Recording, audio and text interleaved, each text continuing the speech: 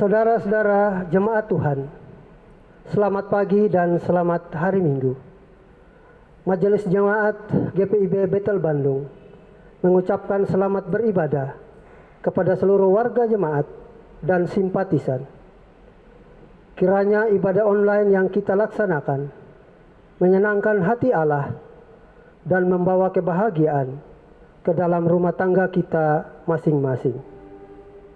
Tema bacaan minggu ke-16 sesudah Pentakosta adalah anak berbudi pekerti berdasarkan Mazmur 127 ayat 1 sampai yang kelima.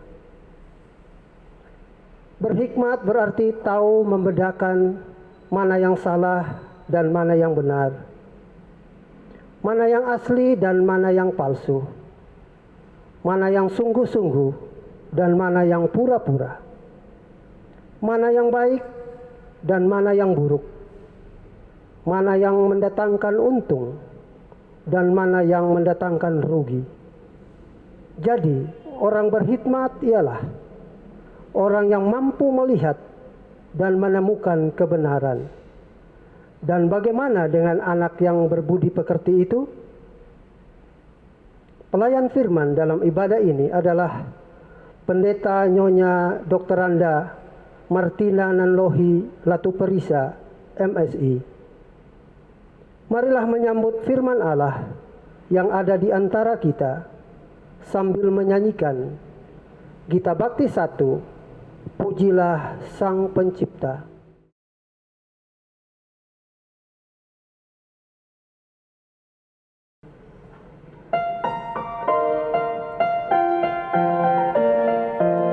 Pujilah Sang Pencipta Maha Mulia, pujilah Dia hai segala malaknya. Keagungannya mengatasi semesta, segala yang tercipta puji namanya. Samudra raya, gunung lembah, hewan tumbuhan, hai bernyanyilah. Pujilah Sang Pencipta Maha Mulia, pujilah Dia hai segala malaknya. Keagungannya mengatasi semesta, segala yang tercipta puji namanya.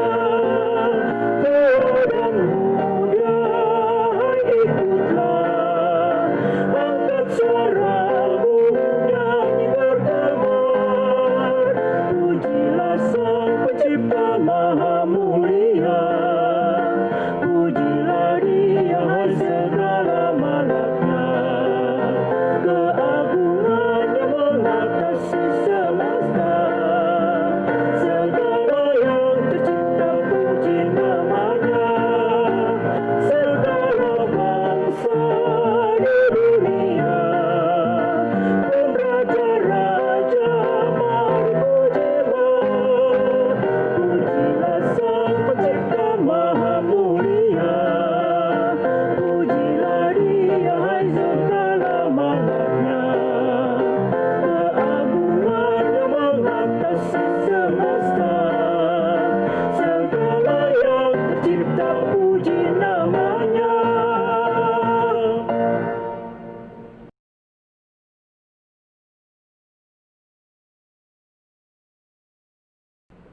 Jemaat Tuhan, mari kita berdoa. Ya Allah, Bapa yang kekal, kasih setiamu menyertai kami sepanjang hidup kami. Sampai hari ini dan sampai di sini. Tuhan masih menolong kami, hanya karena anugerah-Mu, hanya oleh iman kepadamu. Hanya oleh Injil Yesus Kristus, kami telah selamat dan hidup. Bukalah hati kami, ya Allah, dan karuniakanlah kami Roh Kudus, supaya kami hidup, mengerti, dan menghayati keselamatan dan kehidupan yang telah Kau anugerahkan kepada kami. Tambahkanlah terus damai, sukacita, dan sejahtera dalam hati kami, sekarang sampai selama-lamanya. Bersabdalah ya Bapa, kami anak-anak-Mu siap mendengar. Dalam nama Tuhan Yesus, kami berdoa dan mengucap syukur. Amin. Jemaat yang dikasihi Allah, marilah berdiri menyambut firman Tuhan. Haleluya. Haleluya, haleluya, haleluya.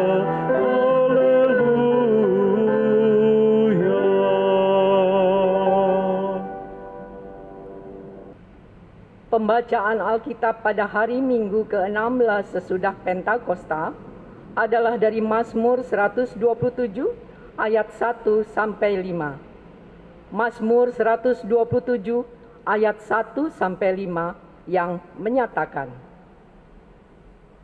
"Jikalau bukan Tuhan yang membangun rumah, sia-sialah usaha orang yang membangunnya. Jikalau bukan Tuhan yang mengawal kota, sia-sialah pengawal berjaga-jaga. Sia-sialah kamu bangun pagi-pagi dan duduk-duduk sampai jauh malam dan makan roti yang diperoleh dengan susah payah.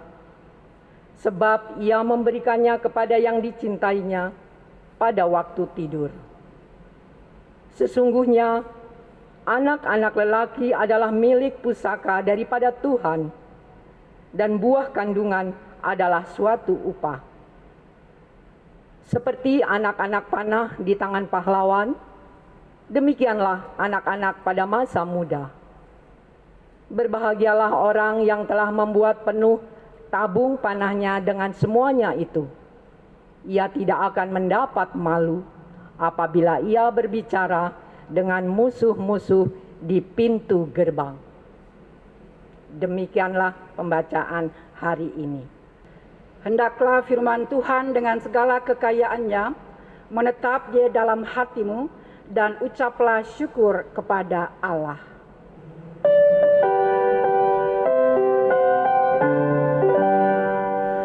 Kepadamu puji-pujian, nada syukur dan segala kemuliaan. Ya Bapa, Putra, Roh Kudus, sampai kekal abadi.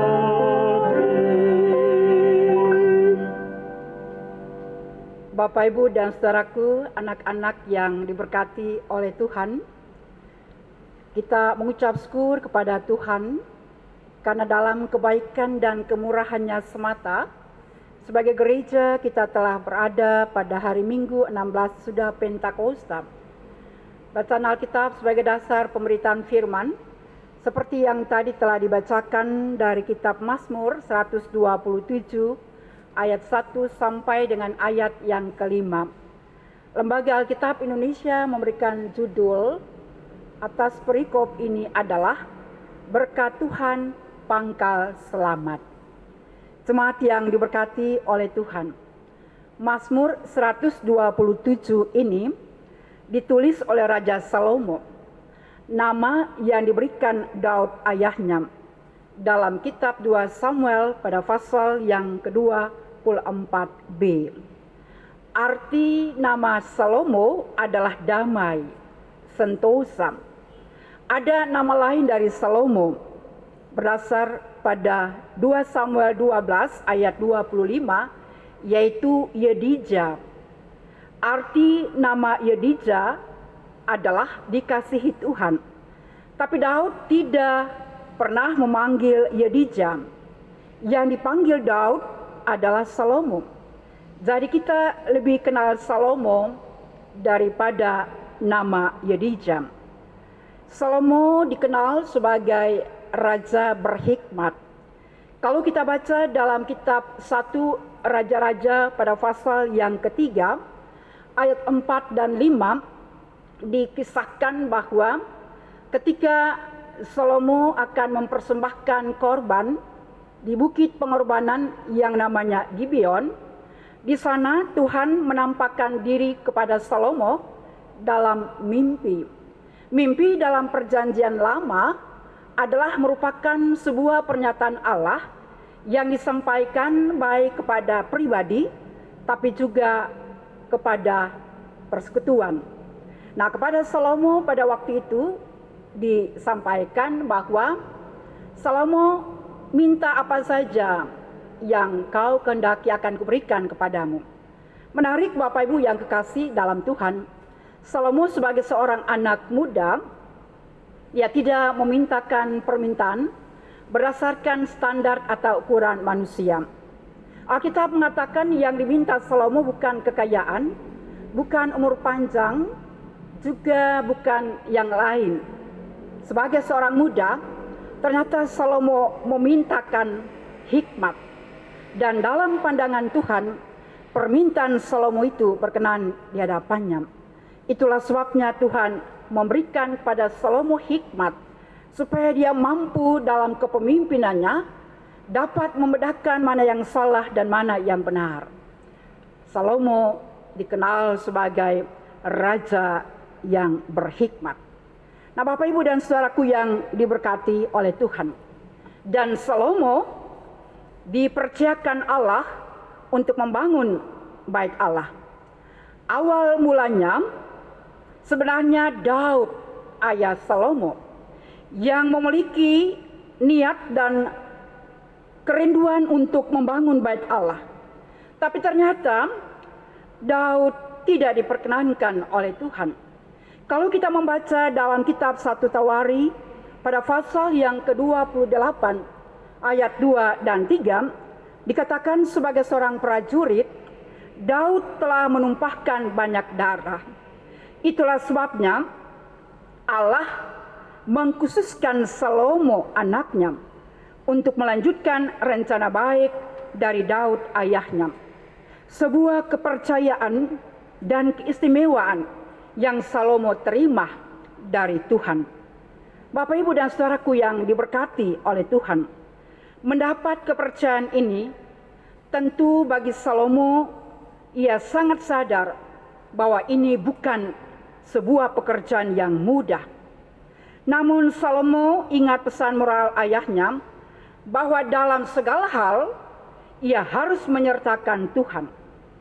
Sebelum Daud meninggal, ia membekali Salomo anaknya dengan pesan untuk harus mengutamakan Tuhan. Bandingkan 1 Raja-Raja 2 ayat 3, di sana Daud katakan begini, lakukanlah kewajibanmu dengan setia terhadap Tuhan. Hiduplah menurut jalan yang ditunjukkannya, tetap mengikuti segala ketetapan, perintah, dan peraturan. Bapak, Ibu, dan saudaraku jemaat yang diberkati oleh Tuhan, Daud sebagai sosok orang tua yang hidup sangat dekat dengan Tuhan. Sehingga sebelum ia meninggal, bukan warisan harta benda yang ia tinggalkan, tapi warisan yang mempunyai nilai kekal. Nah, dalam kerangka itu, kita melihat dalam konteks bacaan ini, Salomo menyaksikan apa yang ia terima dari Daud ayahnya.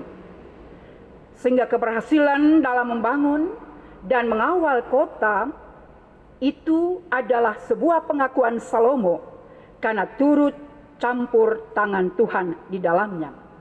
Bapak, Ibu, saudaraku, anak-anak yang Tuhan Yesus berkati, kita lihat ayat yang pertama.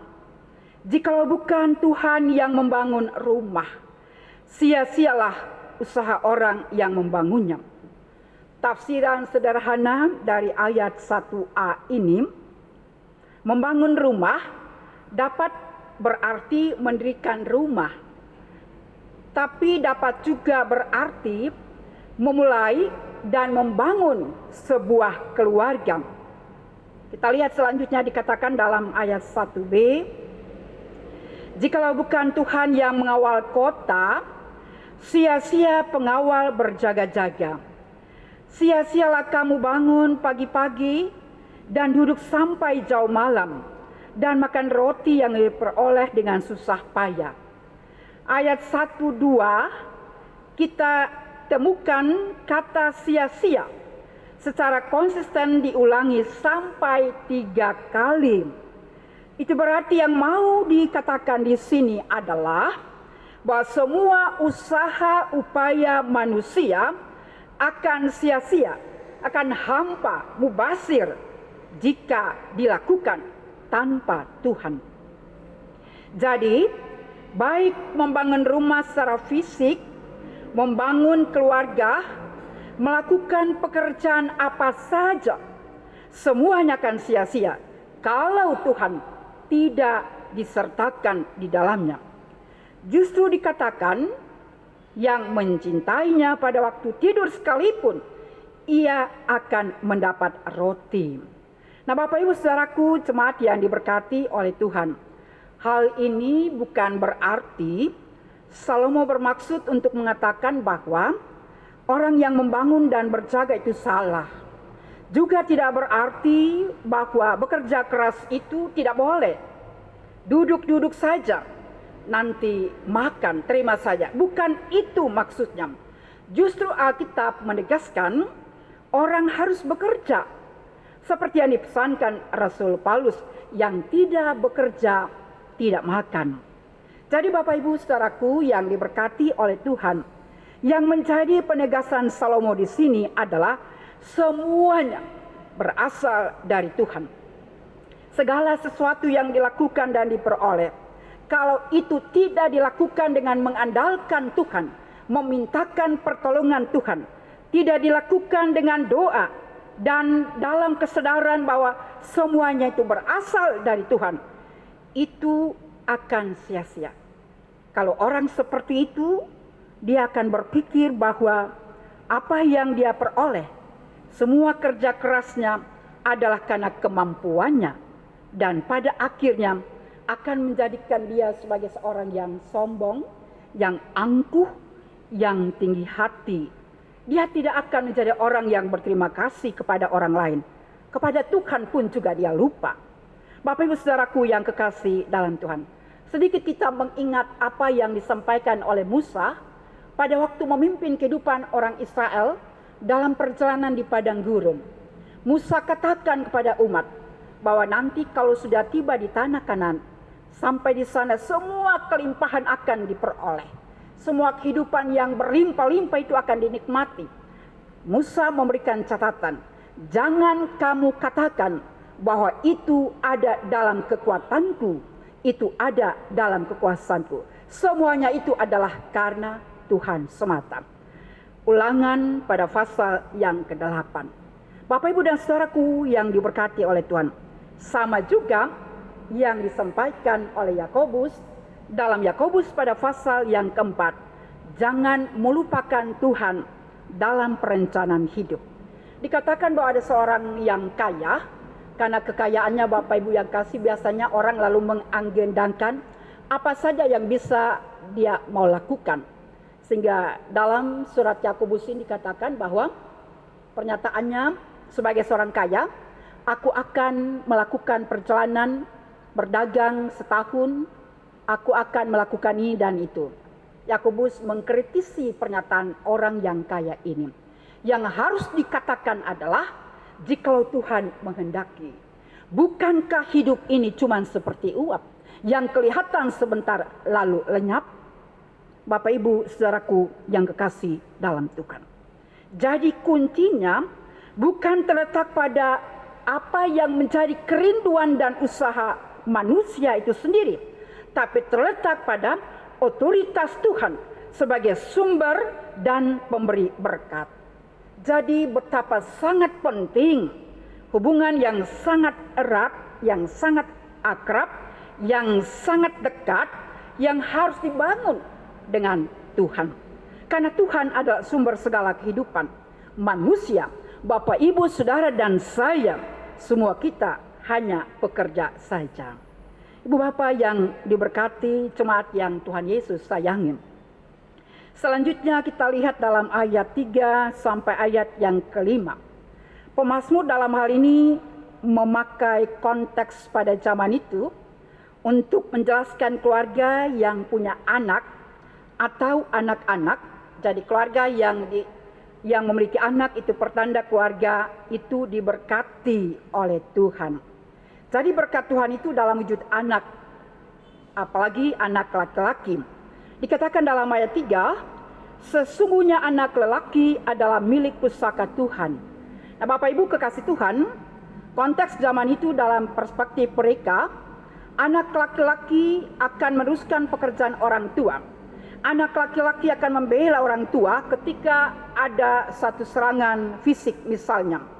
Jadi mempunyai anak laki-laki adalah mempunyai segala sesuatu yang diperlukan untuk menghadapi masa depan. Dan kalau keluarga yang tidak memiliki anak pada zaman itu dikatakan dianggap sebagai kutuk. Itu pemahaman saat itu. Tapi dalam perjanjian baru, tidak punya anak bukan tanda kutukan. Keluarga besar bisa juga merupakan kemalangan kalau anak-anak tidak dipelihara dengan baik, kalau mereka tidak dituntun dalam Kristus. Tapi sebaliknya, keluarga yang tidak punya anak bisa menjadi berkat kalau hidup dan waktu mereka dibaktikan kepada pelayanan. Jadi Bapak Ibu kekasih dalam Tuhan, punya anak dan tidak punya anak, semuanya dalam kasih karunia Tuhan. Ayat 4 mengatakan, seperti anak panah di tangan pahlawan. Bapak Ibu, pahlawan itu simbol seorang yang kuat, yang hebat, seorang yang berjasa. Seorang pahlawan pasti sudah mempersiapkan anak panah, siap untuk dipakai. Tidak mungkin seseorang masuk dalam medan peperangan, akan menghadapi lawan, tapi dia tidak membawa senjata. Membawa busur yang melengkung tapi tidak punya anak panah, ada satu yang sia-sia. Jadi seorang pahlawan sudah memastikan bahwa dia memakai anak panah yang sudah disiapkan, siap untuk diluncurkan. Bapak Ibu yang kekasih dalam Tuhan, oleh sebab itu betapa sangat pentingnya melalui pembacaan ini sebagai keluarga kita diingatkan untuk mempersiapkan anak-anak kita dengan sangat baik kalau kita menginginkan masa depan mereka juga menjadi masa depan yang baik. Nah, Ibu Bapak kekasih Tuhan, melalui pembacaan Alkitab ini ada pesan moral yang mau disampaikan kepada kita. Yang pertama, pemazmur mengajak kita untuk selalu bersyukur atas banyak hal yang sudah kita terima dalam kehidupan ini. Bapak Ibu kekasih Tuhan, bukan saja hari ini kita menikmati kehidupan seperti ini adalah pertolongan Tuhan. Tapi hari-hari kemarin kita jalani juga ada begitu banyak hal yang Tuhan lakukan dalam kehidupan kita. Sering kita hanya ingat tapi tidak bersyukur. Ingat dan harus bersyukur. Saya kasih contoh Bapak Ibu kasih dalam Tuhan. Ada cerita seorang anak muda, dia mengatakan bahwa kemarin waktu saya melakukan perjalanan dengan menggunakan motor, hampir saja saya mengalami celaka. Tapi pada waktu saya pegang setir, saya langsung belok arah setir, saya selamat. Bapak Ibu kekasih, memang ada andil yang bersangkutan. Tapi yang mau dikatakan di sini bahwa kalau bukan Tuhan yang menjaga, menyertai dan melindungi, tidak mungkin dia bisa bercerita, hampir saja saya celaka. Buktinya dia masih ada. Jadi Bapak Ibu kekasih Tuhan, ada banyak hal yang Tuhan lakukan dalam kehidupan. Sekecil apapun yang kita terima dalam kehidupan, mengharuskan kita untuk tidak boleh melupakan Tuhan. Ibu Bapak yang kekasih, di masa pandemik ini, kita tahu bahwa banyak sekali ya usaha-usaha yang tidak jalan, ada pabrik-pabrik yang harus tutup, pengurangan tenaga kerja, banyak orang yang harus dirumahkan. Tapi kita ingat Bapak Ibu, penyertaan Tuhan itu terus berlanjut sampai pada hari ini. Di saat kita masih kerja, di saat kita pada saat ini juga mengalami kesulitan dalam soal pekerjaan, bukankah penyertaan Tuhan terus berlanjut bagi kehidupan semua kita? Oleh sebab itu saya dan Bapak Ibu tidak boleh menjadi orang yang pesimis ketika kita ada di dalam masa pandemi ini, yang kita tidak tahu sampai kapan pandemi ini berakhir. Tapi yang pasti Bapak Ibu, penyertaan Tuhan itu sangat sempurna dalam kehidupan ini. Itulah sebabnya Ibu Bapak kekasih, jangan kita lupa mengucap syukur. Dan kalau kita sudah memperoleh banyak hal dalam kehidupan, jangan juga kita menjadi orang yang sombong, tinggi hati dan melupakan Tuhan. Yang kedua Bapak Ibu yang kekasih dalam Tuhan, melalui bacaan ini kepada kita mau diarahkan dalam hal tanggung jawab sebagai orang tua. Ketika Tuhan mengaruniakan kita anak-anak, kita harus menyadari bahwa anak-anak kita itu bukan andil ansi suami istri. Bukan karena ada kerinduan suami istri untuk punya anak lalu langsung mendapatkan anak, tidak. Memang dengan orang tua, melalui orang tua sebagai anak itu ada. Tapi bukan semuanya karena andil manusia. Bapak Ibu kekasih Tuhan, itu adalah karena Tuhan. Jadi kita harusnya tidak saja menjadi orang yang bangga karena punya anak. Tapi pertanyaannya adalah, dengan kehadiran anak yang Tuhan berikan pada kita, sampai sejauh mana pendidikan dan pengenalan akan Tuhan juga sudah kita lakukan bagi kehidupan anak-anak kita. Bapak Ibu Saudaraku yang kekasih dalam Tuhan, kalau bisa saya katakan sebenarnya di masa pandemi ini ada waktu yang sangat banyak bagi kita sebagai orang tua untuk punya banyak waktu bersama-sama dengan anak-anak. Ketimbang sebelum pandemi, seringkali rumah itu hanya ibarat hotel saja, cuman untuk nginap. Tidak ada lagi waktu kesempatan berjumpa, bercakap-cakap antara orang tua dan anak-anak dan orang tua. Bukankah bagi keluarga-keluarga yang punya asisten rumah tangga, seringkali lebih banyak waktu anak-anak itu kita serahkan pada mereka. Kita pulang dari kantor sudah capek, tinggal tidur. Kita pulang sudah tidak lagi menjumpai anak karena mereka juga sudah tidur. Dan seterusnya seperti itu. Kapan Bapak Ibu waktu untuk kita menceritakan tentang kebaikan-kebaikan Tuhan? Di masa pandemi ini sebenarnya waktu yang banyak ini harus kita maknai Bapak Ibu kekasih dalam Tuhan. Ini saatnya bagi kehidupan kita sebagai orang tua merefleksikan kembali apa saja yang selama ini belum dilakukan dalam kaitan sukacita karena anak-anak yang Tuhan berikan pada kita. Jadi sekali lagi Bapak Ibu kekasih dalam Tuhan, kalau penulis kitab Amsal katakan untuk orang tua, didiklah orang muda ke jalan yang benar, supaya kalau mereka menjadi tua mereka tidak akan menyimpang. Itu tugas dan tanggung jawab semua kita. Baik Ibu Bapak Saudaraku yang diberkati oleh Tuhan, marilah kita semuanya memintakan hikmat dari Tuhan, supaya kita mampu untuk melakukan tanggung jawab yang sesungguhnya kepada anak-anak kita, supaya anak-anak kita tidak saja menjadi anak-anak yang kita banggakan, tapi mereka juga berhikmat dalam bertutur, dalam berpikir, dan dalam bertindak. Berbahagialah setiap keluarga yang selalu mengandalkan Tuhan, dan kehidupan penuh kebahagiaan adalah ketika Tuhan hadir di sana, namanya selalu dipermuliakan, kita menikmati kehidupan yang namanya bahagia. Amin. Jemaat yang kekasih dalam Yesus Kristus, mari kita bersatu hati untuk menaikkan doa syafaat kepada Tuhan. Kita berdoa. Bapa di dalam surga, kami mengucap syukur dan terima kasih. Penyertaan Tuhan sangat sempurna bagi kehidupan semua kami, baik selaku pribadi, keluarga, persekutuan gereja, maupun juga dalam kehidupan sebagai anak-anak bangsa. Kalau kami masih diizinkan menikmati kehidupan sampai pada hari Minggu, hari Tuhan yang kudus ini, di dalamnya kehidupan kami sebagai umat tetap melakukan ibadah sekalipun masih secara online. Tapi kami percaya Tuhan, kehadiran-Mu selalu menyertai kami. Karena Engkau Maha Hadir, kuasa-Mu tak terbatasi oleh ruang dan waktu. Buatlah kami tetap menikmati kehidupan sukacita dalam persekutuan yang kami bangun dengan Tuhan, yang berlangsung di tiap-tiap keluarga kami masing-masing. Terima kasih banyak ya Tuhan. Pada saat ini kami datang untuk mengangkat syafaat, mendoakan bangsa kami, bangsa Indonesia. Terima kasih banyak Bapa di surga. Kami harus menjalani kehidupan di tengah bangsa dalam berbagai peristiwa kehidupan dengan pengalaman-pengalaman kehidupan yang indah dan menyenangkan. Terkhususnya ketika bangsa kami bahkan dunia ini harus mengalami wabah pandemi COVID-19.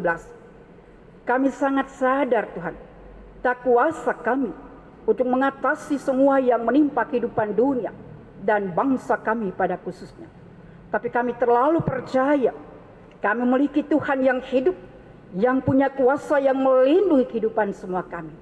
Sebab itu ya Tuhan, berkatilah pemerintah kami dalam kerangka menanggulangi wabah COVID-19. Kami percaya Tuhan, semua hal yang digumuli oleh pemerintah dalam kerangka menemukan vaksin, pada waktunya itu akan ditemukan dan semua kami akan menikmati kehidupan, dibebaskan dari pandemi ini. Kami mau berdoa untuk semua upaya-upaya yang juga dilakukan oleh para tenaga medis, mereka yang selalu berjuang dan berada pada garda terdepan dalam kerangka pelayanan kemanusiaan. Berikan mereka sukacita dan kekuatan secara fisik, supaya tetap dengan setia mereka melakukan tanggung jawab sebagai pelayan medis. Kami mau menyerahkan kehidupan kami selaku anak bangsa. Biarlah ketaatan kami kepada Tuhan, kami nyatakan itu dalam kepatuhan kami kepada pemerintah, ketika kepada kami dikeluarkan regulasi untuk melakukan protokol kesehatan. Tuhan mampukan kami semuanya selaku anak bangsa, khususnya sebagai warga gereja, bila kami menjadi contoh dan teladan dalam melakukan kebaikan, dalam menyaksikan kemurahan Tuhan lewat setiap peraturan yang diturunkan kepada kami. Terima kasih banyak Bapa di surga. Kami menyerahkan kehidupan gereja-gereja Tuhan di dunia, gereja Tuhan di Indonesia, gereja Protestan di Indonesia bagian Barat. Tuhan memberkati majelis sinode, seluruh warga jemaat yang tersebar di 26 provinsi, 25 musyawarah pelayanan. Tuhan memberkati persiapan pelaksanaan persidangan sinode GPB yang akan berlangsung di Surabaya pada tahun 2021. Diberkatilah musyawarah pelayanan, khususnya musyawarah pelayanan Jabar 1. Diberkatilah GPB Bethel Bandung. Kami mengucap syukur kepada Tuhan untuk tanggung jawab dan fungsi gereja melakukan persekutuan pelayanan dan kesaksian yang dilakukan dalam tanggung jawab majelis jemaat di tempat ini. Semua aktivitas apapun yang dilakukan satu pekan ke depan, kami mohonkan pertolongan-Mu ya Tuhan, karena tanpa Tuhan semua yang direncanakan tidak akan mungkin dapat terlaksana dengan baik. Sebab itu ya Bapa, berikanlah hikmat dan kebijaksanaan bagi semua pelaksana pelayanan dalam jemaat Tuhan di tempat ini. Untuk pendeta, ketua majelis jemaat, pendeta jemaat, diaken dan penatua, seluruh perangkat pelayan, bahkan semua yang Tuhan hadirkan dalam tanggung jawab pelayanan, kami mengucap syukur kiranya persembahan kehidupan kami menjadi kemuliaan bagi nama Tuhan. Warga jemaat Tuhan dalam pelbagai suka duka kehidupan mereka, mereka yang bergumul karena sakit, baik yang mengalami sakit di rumah dalam perawatan rumah maupun juga dalam perawatan rumah sakit, bahkan secara khusus bagi mereka yang terpapar COVID-19 dalam menjalani isolasi mandiri di rumah sakit, di rumah, ataupun juga di tempat-tempat yang difasilitasi oleh pemerintah. Berikanlah kekuatan iman bagi kehidupan semua saudara-saudara kami yang menggumuli sakit penyakit ini. Yakinkan mereka, yakinkan semua kami sebagai keluarga yang memberikan pendampingan di dalam dan bersama Tuhan, kami pasti dipulihkan. Sebab itu ya Tuhan, buatlah semua kami memaknai setiap penderitaan yang dialami ini dengan kehidupan yang penuh pengucapan syukur. Bapa di surga, semua anak dari usia balita sampai orang tua lansia dalam jemaat Tuhan di tempat ini, ibu janda, para duda, anak piatu dan yatim piatu, mereka yang mengalami kesusahan, yang sedih karena anggota keluarga dimuliakan oleh Tuhan dalam 1 bulan berjalan. Berikan senantiasa sukacita iman untuk melihat kehidupan yang selalu berlangsung dalam pendampingan Tuhan. Terima kasih banyak Bapa di surga. Apapun pergumulan kehidupan umat-Mu, kami serahkan dalam tangan kuasa-Mu. Sukacita kehidupan persekutuan jemaat, baik ulang tahun kelahiran maupun juga perkawinan, bahkan sukacita-sukacita lainnya sebagai bentuk kehidupan, pengalaman-pengalaman kehidupan yang menyenangkan, Tuhan sempurnakan itu semuanya. Terima kasih banyak Bapa di surga. Kami bersyukur untuk semua kami yang Tuhan percayakan dalam pelayanan saat ini sebagai presbiter bertugas maupun penopang pelayanan, baik organis, pemandu lagu, dan juga tim rekaman. Semua unsur terkait dalam pelaksanaan pelayanan hari ini. Terima kasih Tuhan, karena seluruh kehidupan pelayanan yang kami terima adalah anugerah bagi kami, yang kami mau melakukannya dengan penuh sukacita, karena Tuhan sudah melakukan luar biasa kehidupan ini, sukacita atas kehidupan kami. Karena semua ini selalu menyenangkan hati Bapa. Inilah syafaat kami Tuhan. Kami akan memasuki kehidupan di minggu kerja yang baru. Kami tidak mengerti pengalaman apalagi yang akan kami jumpa. Tapi yang menjadi kepastian, ada kuasa Tuhan yang selalu menyertai kami. Terpujilah nama-Mu ya Tuhan. Segala kemuliaan hanya bagi nama-Mu. Di dalam nama Yesus Kristus Tuhan yang mengajar kepada kami doa bersama. Bapa kami yang di surga, dikuduskanlah nama-Mu, datanglah kerajaan-Mu, jadilah kehendak-Mu di bumi seperti di sorga. Berikanlah kami pada hari ini makanan kami yang secukupnya, dan ampunilah kami akan kesalahan kami, seperti kami juga mengampuni orang yang bersalah pada kami. Dan janganlah membawa kami ke dalam pencobaan, tetapi lepaskanlah kami daripada yang jahat.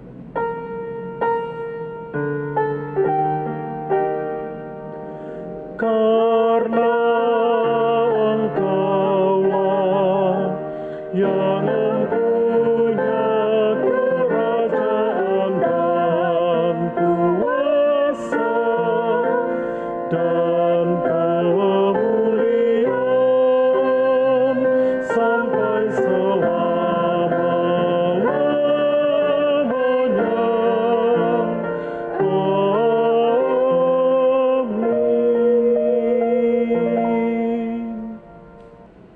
Saudaraku, marilah kita memberi persembahan kepada Tuhan dengan sebuah prinsip yang benar, berdasarkan ajaran firman Tuhan.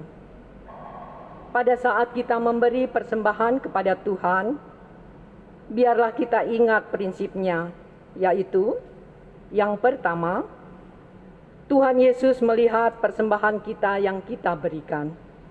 Kedua, Tuhan Yesus menilai persembahan yang kita berikan. Ketiga, Tuhan Yesus menghargai setiap persembahan yang kita berikan. Biarlah kita memberi persembahan dengan satu motivasi tertinggi, yaitu untuk kemuliaan Tuhan Yesus.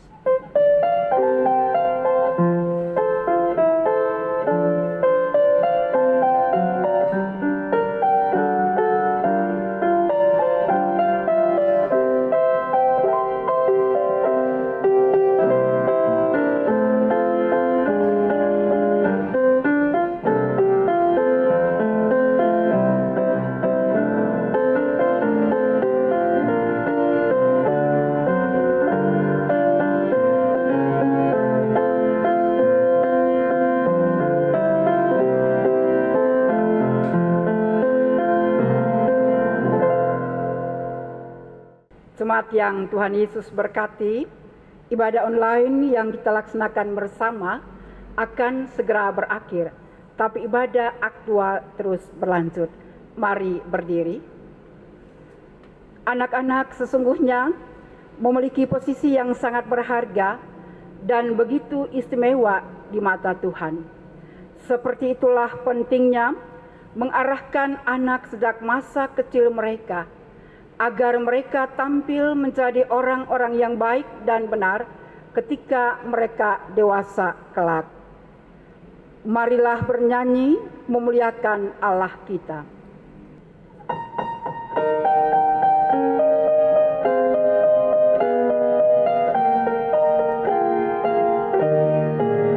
Haruslah Yesus sepenuhnya hidup di dalam diriku, dalam kata dan tindakan, waktu tidur atau jaga, Yesus hidup dalamku.